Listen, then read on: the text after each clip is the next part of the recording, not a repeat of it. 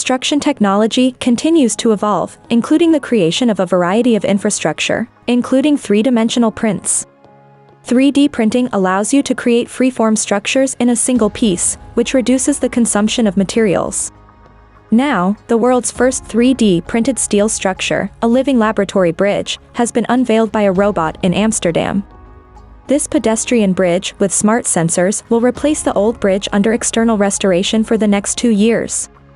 The 3D printed Footbridge, which is over 4 years in the making, is the result of a unique collaboration between MX3D, software company Autodesk, chief engineer Arab, steel giant ArcelorMittal, the City of Amsterdam, and the University of Twente, among others. MX3D made this design possible by turning welding robots with intelligent software into industrial 3D printers. The entire bridge is made of stainless steel and weighs 6,000 kilograms. The Footbridge will be extensively tested by Imperial College London, with the help of the University of Twente, before being installed.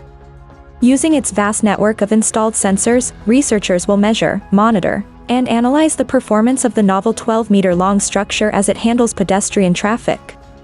The data collected will enable researchers and engineers to measure the bridge's health in real time, monitor how it changes over its lifespan, and understand how the public interacts with 3D printed infrastructure. The data from the sensors will be put into a digital twin of the bridge, a computerized version that will imitate the physical bridge with growing accuracy in real time as sensor data come in. The performance and behavior of the physical bridge will be tested against the twin, which will help answer questions about the long-term behavior of 3D printed steel, as well as its use in real-world settings and in future novel construction projects. The data captured from the 3D printed Footbridge will be made available to other researchers worldwide who want to work with the Turing researchers in analyzing the data. Now the bridge is unveiled, the researchers will begin collecting data in real time to monitor how it behaves.